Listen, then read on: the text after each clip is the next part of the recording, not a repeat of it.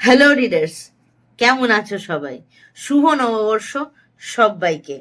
প্রচন্ড গরম পড়েছে, আর এই গরমে আমি বেয়ারলি সার্ভাইভ করতে পারছি। তো প্রথম যে গল্পটা বা যে বইটা রিভিউ আমি করব, সেইটা রিভিউটা আমি লিখেছি। আমি যে দুটো বইয়ের রিভিউ আজকে করতে চলেছি, সেই দুটো বইয়ের রিভিউ আমি নিজে হাতে লিখেছি এবং লিখে আপনাদের কাছে প্রস্তুত করছি। সবটা হয়তো মুখস্থ করে উঠতে পারিনি, তাই কিছুক্ষণ হয়তো আপনারা দেখবেন যে আমার চোখ এদিক ওদিক ঘুরছে। তো ক্ষমা চেয়ে নিয়েছি প্রথম থেকেই, কারণ আমি প্রথমে ভেবেছিলাম যে একটা ছোট্টখাটো রিভিউ দিয়ে দিলেই হয়, কিন্তু তারপরে ভাবলাম যে না, এই বইগুলো ডিটেইল রিভিউ দেওয়ার উপযুক্ত, এবং তাই জন্য আমি চলে এসেছি এই বইয়ের রিভিউ নিয়ে। আজকে প্রথম যে বইয়ের রিভিউটা করব সেটা হচ্ছে খুব বিখ্যাত কাল্ট একটা একটা বহু চর্চিত বই, কার্ল মার্কস এবং ফ্রেডরিক এঙ্গেলসের কমিউনিস্ট ম্যানিফেস্টো। তো বর্তমানে সাম্প্রতিক যে আবহাওয়া চলছে, সেই আবহাওয়ার মধ্যে আমার মনে হয়েছে যে এই কমিউনিস্ট ম্যানিফেস্টোটা পড়া প্রচন্ড দরকার। যেখানে কার্ল মার্কস অনেক কিছু থিওরি দিয়েছেন, যেগুলো কিছু কিছু ক্ষেত্রে আমার মনে হয়েছে এটা একটা ইউটোপিয়া, কিছু কিছু ক্ষেত্রে আমার মনে হয়েছে যে না, এটা রিলেটেবল, কিছু কিছু ক্ষেত্রে আমার মনে হয়েছে যে না, এটা এখনকার সমাজে অ্যাপ্লাই করাটা একটা হোক্স। তো চলুন শুরু করা যাক প্রথম কার্ল মার্কসের এই বইয়ের রিভিউ দিয়ে। তো কার্ল মার্কসের এই বইটি কোনো গল্পের বই না, এটি আসলে একটা রাজনৈতিক এবং সামাজিক ঘোষণাপত্র, যেখানে মার্কস দেখাতে চেয়েছেন সমাজ কিভাবে কাজ করে আর কেন ধনী এবং গরিবের মধ্যে দ্বন্দ্বটা সবসময় বজায় থেকেছে। মার্কস বলেছেন ইতিহাস মানেই হলো ক্লাসিক স্ট্রাগল, মানে শোষক এবং শোষিতদের মধ্যে লড়াই। আগে ছিল রাজা প্রজা, তারপরে হলো জমিদার এবং চাষি, আর এখন বুর্জো এবং প্রলেতারিয়েত। বুর্জো হলো প্রোডাকশনের মালিক, প্রলেতারিয়েত হলো তার কনজিউমার্স। আর এখানে প্রলেতারিয়েত বলতে শ্রমিক এবং যারা নিজের শ্রম বিক্রি করে বাঁচে তাদেরকে বলা হয়েছে। এই বইতে মার্কস আর্গিউ করেন যে এই অসমতা একসময় ভেঙে পড়বে, আর শ্রমিকরা একসাথে উঠে দাঁড়িয়ে একটা ক্লাসিক্যাল সোসাইটি তৈরি করবে যেখানে সবাই সমান। সবচেয়ে ফেমাস লাইনটা হলো এই বইয়ের, the workers of the world unite. খানিকটা অ্যাভেঞ্জার্স অ্যাসেম্বলের মতো, মাফ করবেন, আমি হঠাৎ করে এটাই মনে পড়লো। তো বইটার সবচেয়ে বড় শক্তি হলো এটি তোমাকে নতুনভাবে ভাবতে শেখাবে। তুমি সোসাইটিকে অন্যভাবে, অন্য চোখে ভাবতে বাধ্য হবে। তবে এটাও ঠিক, বইয়ের কিছু কিছু জায়গাটা একটু আইডিয়ালিস্টিক এবং সব কিছু ইমপ্লিমেন্ট করে, যেটা আমি আগেই উল্লেখ করলাম, অতটা সহজ নয়। এবং ওভারঅল এই কমিউনিস্ট ম্যানিফেস্টো একটা খুব পাওয়ারফুল এবং থট প্রভোকিং লেখা, যেখানে মানে এভরিডে লাইফের ডায়নামিক্স, এভরিডে লাইফের জীবনচরিত যাকে বলে, সেইটা খুব ভালোভাবে এক্সপ্রেস করেছেন লেখক। তো আমি কোনো দলের, কোনো রাজনৈতিক দলের পক্ষপাতিত্ব করছি না, কিংবা কোনো রাজনৈতিক দলের পক্ষপাতিত্ব হয়ে এই বইটা রিভিউ করছি না।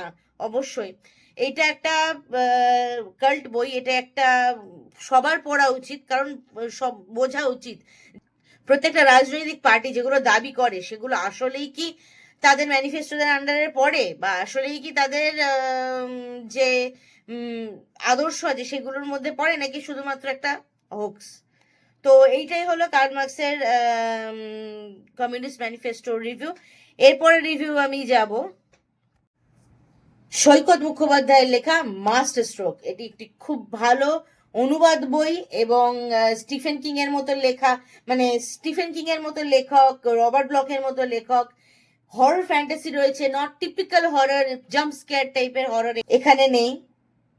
তো এইটার রিভিউ চলুন করা যাক।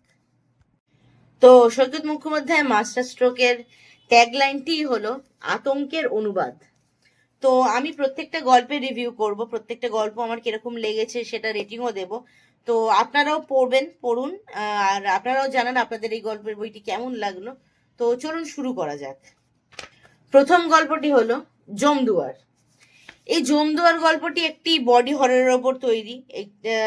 এখানে যে মেন প্রোটাগনিস্ট রয়েছে সেই প্রোটাগনিস্টটি একটা স্পেস প্রোগ্রামের আন্ডারে নিজেকে নথিভুক্ত করেছিল এবং সেই স্পেস প্রোগ্রাম থেকে এক রকমের অতিজাগতিক যে প্রাণীরা থাকে সেই প্রাণীরা তার মধ্যে কোনো রকম ভাবে চলে আসে। তারপর সেইভাবেই প্রাণীগুলো এই প্রোটাগনিস্টের মাধ্যমে কিভাবে বিভিন্ন রকম অরাজনৈতিক কাজ করে বেড়াচ্ছে এবং পরে সেটার খোলসা হবে কি হবে না, এবং তার এই প্রোটাগনিস্ট এবং তার বন্ধু রিচার্ড, এই দুজনের মধ্যে খুব সুন্দর কথোপকথন রয়েছে এই বইটির মধ্যে।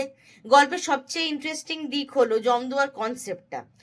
এখানে জমদুয়ার বলতে একটা লাইফ এবং ডেথের থিন লাইনের কথা বলা হয়েছে। এই দরজাটা কিন্তু কোনো শুধু ফিজিক্যাল বাউন্ডারি নয়, এখানে খুব জীবিত আর মৃতের মাঝখানের যে বাউন্ডারিটা সেইটা ভালোভাবে বলা হয়েছে। তো প্রধান চরিত্রের ন্যারেশনে একটা গিল্ট, একটা আনসার্টেনিটি সবসময় কাজ করছে।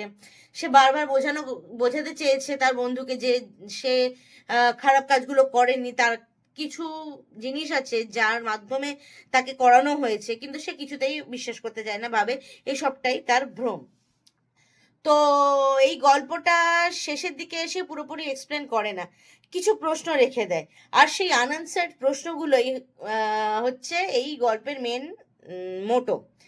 কারণ আসলেই কি সত্যিই কেউ মারা গেছিল, নাকি আর এই পুরোটাই ভ্রম ছিল যে প্রোটাগনিস্টের, নাকি প্রোটাগনিস্ট সত্যিই একটার উপর একটা খুন করে বেরিয়েছিল। তো এটা একটা খুব থ্রিলার এবং বডি হররের উপর তৈরি করা গল্প।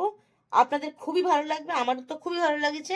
আমি এই গল্পটাকে 5-এর মধ্যে 4.8 দিলাম। তো তারপরের গল্পটি হলো তার বদলে পেলে। এটি একটি খুব সুন্দর রূপক ধর্মী গল্প, যেটা আমার প্রচন্ড ভালো লেগেছে। এইখানে গল্পের যে মেন প্রোটাগনিস্ট, সে একদিন অফিস যেতে যেতে হঠাৎ করে দেখতে পায় একটা খুব উৎকট, একটা বিকট টাইপের প্রাণী, যেটি এখানে যেটা দেখানো হয়েছে গল্পের কভারেও, বিড়াল জাতীয় একটি প্রাণী, তাকে পা দিয়ে পিষে মেরে ফেলে। কিন্তু তারপর সে দেখতে থাকে যে তার সব জায়গাতেই সেই বিড়ালটিকে দেখতে পাচ্ছে, এবং আনফর্চুনেটলি তার স্ত্রীও সেই সেম বিড়ালটিকে এনে তার বাড়িতে এনে রেখে দিয়েছে, এবং সে প্রচন্ড ভাবেই এটার বিরুদ্ধে যাওয়ার চেষ্টা করে, কিন্তু তার জন্য তার স্ত্রীর সঙ্গে বিভিন্ন রকম ভাবে বচসা হয়, এবং সে আরো বিভিন্নভাবে দেখতে থাকে যে কিভাবে একটা নতুন জিনিস এসে পুরনো জিনিসকে বা পুরনো ভালোবাসাকে বা পুরনো কোনো স্মৃতিকে রিপ্লেসমেন্ট করে দেয়। তো লিসা টার্টলের রিপ্লেসমেন্ট গল্পের অনুবাদে এই গল্পটি লেখা তার বদলে পেলে। তো এখানে মেইনলি যেটা বলতে চাওয়া হচ্ছে যে তুমি যেটা চাও সেটা তো পেলে, সেটা যদি পাও সেটাতে তুমি সত্যিই খুশি থাকবে, কারণ শেষ অবধি দেখানো হয়েছে যে এটা খুব ডিস্টার্বিং একটা গল্প। কারণ এখানে মৃত্যু দেখানো হয়েছে, এখানে দেখানো রয়েছে যে কিভাবে একটা অতিজাগতিক প্রাণী নানান রকম ভাবে এসে তার ভিশনে দেখা দিচ্ছে এবং তার বাস্তবে দেখা দিচ্ছে, এবং আদৌ সেটা বাস্তব কিনা সেটাতেও তার ধন্দ রয়েছে। তো সব মিলিয়ে এই গল্পটিকে আমি দেব 5-এর মধ্যে 4.7। এরপরের গল্প হলো রোয়াল ডাহাল রচিত স্কিন, যেটা অনুবাদ করে লিখেছেন সৈকত মুখোপাধ্যায় ছাল ছাড়িয়ে। তো এই গল্পটি একটি বডি হররের আন্ডারেই আমি ফেলবো। এই গল্পটিতে দেখানো হয়েছে যে দুই বন্ধুর মধ্যে অনেক দিনের আলাপ, এবং সেই একজন বন্ধু খুব খুব বিখ্যাত নাম করা এক চিত্রশিল্পী, এবং আর একজন বন্ধু খুব দক্ষ একজন ট্যাটু আর্টিস্ট। তো একদিন তারা একটা গেট টুগেদারের মাধ্যমে সমস্ত পরিবার মিলে এক হয়। তো তাদের মধ্যে মদ্যপান হয়, সমস্ত কিছু হয়। তো এর মধ্যেই যে ট্যাটু আর্টিস্ট, সে চিত্রশিল্পীটাকে খুব খুব করে বলে যে তুমি আমার পিঠে এমন একটা চিত্র এঁকে দাও যেটা সারা জীবন আমার সাথে থাকবে। এবং সে প্রথমে চাইছিল না, কিন্তু তারপরে সে এঁকে দেয়। তারপরে সেই আঁকা নিয়ে কিভাবে একটা বহু বছর পরে সেই আঁকার মূল্য সেই শিল্পীটা পায়, এবং আসলেই সেই আঁকার মূল্য না সেই প্রাণের মূল্য, সেইটা বোঝানোর জন্য গল্পটি এই লেখক লিখেছেন যে মানুষের মন এতটাই বিকৃত, যেখানে মানুষ যখন ধনী হয়ে যায় বা মানুষের একটা কোনো আর্ট ওয়ার্কের ওপর ইন্টারেস্ট থাকে, তখন সে সামাজিক সমস্ত কিছু রীতিনীতি ভুলে গিয়ে শুধুমাত্র তার ওয়েলথ আছে, সে ওয়েলথকে কাজে লাগিয়ে কিভাবে নিজের স্ট্যাটাস বাড়ানো যায় সেইটাকে দেখাবে। তো এই গল্পটিকে আমি 5-এর মধ্যে 4.5 রেটিং দেব। এটি খুব সুন্দর গল্প, এটি শর্ট, ক্রিস্প এবং বেশ ঘাতক গল্পটা। তারপরের গল্পটি হলো মগজ খেকো। এই গল্পটি একটু বাকি গল্পগুলোর থেকে আলাদা, কারণ এখানে হররের সাথে একটু স্যাটায়ার এবং সামাজিক মন্তব্য মিশে রয়েছে। মগজ খেকো শব্দটি এখানে মেটাফর হিসেবে ব্যবহার করা হয়েছে। একটি ছোট্ট বাচ্চা যে সামনের মানুষের মন পড়তে পারে, সে কি করে একটা অনাথ আশ্রম থেকে বেরিয়ে একটা নতুন পরিবারের সাথে গিয়ে তারপরেও সেখান থেকে অবহেলা পেয়ে এক ওয়ার্ল্ডের কাছে এক্সপোজড হয়ে নিজেকে কিভাবে বাঁচিয়ে বাঁচিয়ে চলে এবং সেই মগজাস্ত্রকে কিভাবে ব্যবহার করে, সেইটা এখানে মেটাফর হিসেবে ব্যবহৃত হয়েছে মগজ খেকো হিসেবে। যেখানে সমাজ, মানুষ বা পরিস্থিতি একজন ব্যক্তির চিন্তা ভাবনা, স্বাধীনতা বা ইন্ডিভিজুয়ালিটিতে খেয়ে ফেলে কিভাবে, সেটাকে দেখানো হয়েছে। এখানে গল্পের টোন কিছু কিছু জায়গায় আইকনিক, কিছু কিছু জায়গায় চিলিং, শেষের দিকে পাঠককে ভাবতে সাহায্য করে যে আসল মগজ খেকোটা কে। তো এই গল্পটিকে আমি 5-এর মধ্যে 4 দেব।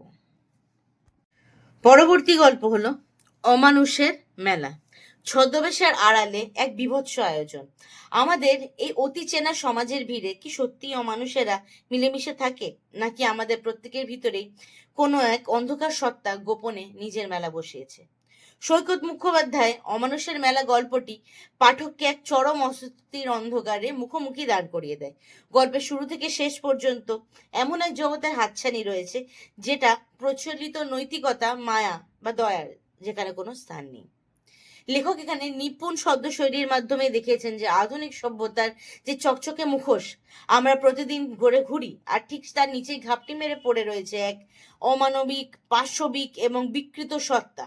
এক অদ্ভুত মেলা, সেই মেলার রহস্যময় কারিগরের কেন্দ্র করে আবর্তিত এই একখানটি পড়তে পড়তে পাঠকের মেরুদণ্ড দিয়ে ঠান্ডা স্রোত অবশ্যই বয়ে যাবে। মানুষের অবদমিত লোভ আর বিকৃত মনস্তত্ত্বের ভিত্তি করা এই যে বিভৎস রূপ এখানে লেখক দেখিয়েছেন, যেটা সচরাচর বাংলা সাহিত্যে দেখা যায় না। গল্পের প্রতিটি বাঁক আপনাকে বাধ্য করবে ভাবতে যে আপনার খুব কাছে চেনা মানুষটি আসলে কে। আপনি যাকে চেনেন সে কি সেই মানুষটাই, নাকি অন্য কেউ? তো সে কি একটি সত্যি রক্ত মাংসের মানুষ, নাকি কোনো সুগভীর ছদ্মবেশে লুকিয়ে থাকা সেই মেলারই কোনো এক ভয়ঙ্কর অমানুষ? সরাসরি উত্তর না দিয়ে লেখক রহস্যের মাধ্যমে এমন একটা জাল বুনেছেন যা শেষ পর্যন্ত এক অজানিত আতঙ্ক আর রোমাঞ্চে আপনাকে আষ্টে পৃষ্ঠে বেঁধে রাখবে। এটি কেবল একটি ছোট গল্প না, বরং মানুষের মধ্যে গহীন অন্ধকার কুঠুরির এক সার্থক ব্যবচ্ছেদ। এরপর কথা বলবো সৈকত মুখোপাধ্যায়ের আরেকটি গল্প, অনুবাদ, ঢল নামার আগে। এই গল্পটির পুরোটা রহস্য জানতে হলে আপনাকে পিক্সভিলের অলিগলিতে একবার ঢুকতেই হবে। তবে মনে রাখবেন, অ্যান্থনি কিন্তু আপনার মনের কথাটাও পড়তে পারে। কলকাতার চেনা অলিগলি যখন মধ্যরাতের নিস্তব্ধতার মধ্যে ঢুকে যায়, তখন দেওয়াল থেকে খসে পড়া ছায়াদের ভিড়ে অদ্ভুত পৃথিবীর জন্ম হয়। সৈকত মুখোপাধ্যায়ের ঢল নামার আগে এই গল্পটিও ঠিক তেমনি পরাবাস্তব আখ্যান, যেখানে বাস্তব আর কল্পনার সীমারেখা মুছে গেছে এক অলৌকিক কুয়াশার মাধ্যমে। গল্পের কেন্দ্রে আছে এক রহস্যময় নারী, লাজবন্তী, যার পবিত্রতা কিংবা নিঃসঙ্গতা এই সাধারণ জগতের নিয়মে চলে না। আর এখানে আছে ডানাওয়ালা ইউনিকর্ন, যা কেবল স্বপ্ন নয়, বরং এক অদৃশ্য জগতের দূত। মেটিয়া বুরুজের লোনা ধরা দেওয়ালের আড়ালে কোন রহস্য লুকিয়ে রেখেছে রাজবন্তী? কেনই বা এক নিঝুম রাতের কবরে স্তব্ধতাকে সাক্ষী রেখে শুরু হয় এক অনন্ত যাত্রা? লেখক এখানে প্রেমের এমন এক সংজ্ঞা দিয়েছেন যা শরীরী সম্পর্কের অনেক ঊর্ধ্বে। গল্পের পরতে পরতে ছড়িয়ে রয়েছে এক নীল বিষাদ, হার্লান এলিসনের সেই অমুক দর্শনের ছোঁয়া যেখানে প্রেম মানে কেবল পাওয়া নয় এবং এক অবিনশ্বর প্রতীক্ষা। আপনি যদি গতানুগতিক গল্পের বাইরে গিয়ে এক জাদুকরীর অভিজ্ঞতা নিতে চান, এই গল্পটি ডেফিনেটলি আপনার জন্য প্রযোজ্য এবং এই গল্পটিকে আমি অবশ্যই 4.8 উইদিন 5 দেব। এরপর কথা বলবো এই বইয়ের শেষ গল্প নিয়ে। সেই গল্পটির নাম হচ্ছে সুখে আছে যারা। তো এই গল্পটি পাঠ করার আগে সুখে আছে যারা, সুখ শব্দটি শুনে আপনারা কিন্তু অবাক হবেন না, কারণ এই সুখ শব্দটা আপনাকে ভুল পথে চালিত করতে পারে। তো এই গল্পের কেন্দ্রবিন্দুতে আছে ছোট্ট একটি গ্রাম পিক্সভিল। আপাত দৃষ্টিতে গ্রামটি শান্ত মনে হলেও তার প্রতিটা বাড়ির মধ্যে রয়েছে এক লুকিয়ে থাকা হিমশীতল আতঙ্ক। আর সেই আতঙ্কের কেন্দ্রবিন্দুতে রয়েছে এক কিশোর, অ্যান্থনি। অ্যান্থনি আর 5টা সাধারণ ছেলের মতো নয়। তার কাছে এমন এক ক্ষমতা আছে যা দিয়ে সে পৃথিবীর নিয়মকে পাল্টে দিতে পারে। কিন্তু কি সেই ক্ষমতা, আর কেনই বা সেই ক্ষমতার ভয়ে পুরো গ্রাম তটস্থ? গল্পের পরতে পরতে লেখক এক অদ্ভুত বৈপরীত্য তৈরি করেছেন। অ্যান্থনির চারপাশে সবাই হাসছে, সবাই বলছে তারা খুব ভালো আছে, কিন্তু সেই হাসির নেপথ্যে কি পরিমাণ রক্ত জল করা ভয় লুকিয়ে আছে তা লেখক ফুটিয়ে তুলেছেন অত্যন্ত নিপুণভাবে। এখানে মানুষের ভাবনাগুলোকেও নিজের আয়ত্তে না রাখার কথা বলা হয়েছে। একটু ভুল চিন্তা, একটু বিষণ্ণ সুর, আর অমনি ঘটে যেতে পারে এক আমূল বিপর্যয়। গল্পের আসল রহস্য সেখানে নয় যে অ্যান্থনি কি করতে পারে, বরং রহস্যটা লুকিয়ে আছে এর অন্ধকার দর্শনে। লেখক আমাদের এমন এক জগতের সামনে দাঁড় করিয়ে দেন যেখানে ভালো থাকা একটা বাধ্যতামূলক শর্ত। অ্যান্থনি কি কোনো ঐশ্বরিক শক্তি, নাকি সে এক শৈশব সুলভ নিষ্ঠুরতা? কেন তার জন্মদিনে পিয়ানো বাজাতে এসে জন থমকে গিয়েছিল? আর গল্পের শেষ দিকে যখন তুষারপাত শুরু হয় তখন কেন সবার বুক দূর দূর করতে থাকে?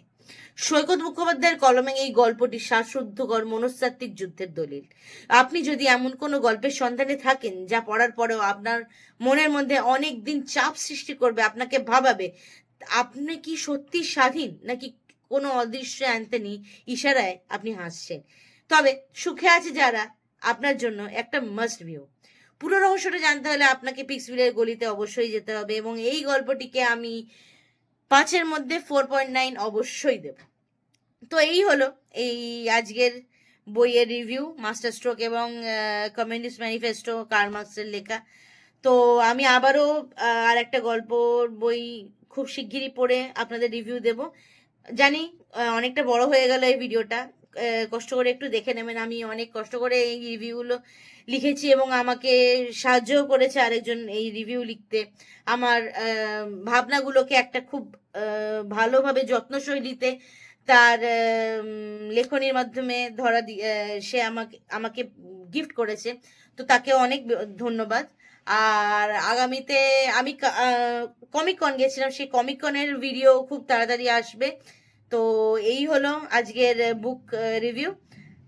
আপনারা খুব ভালো থাকবেন। শুভ নববর্ষ, শুভ পয়লা বৈশাখ সবাইকে। আবারও খুব ভালো থাকুন। নমস্কার।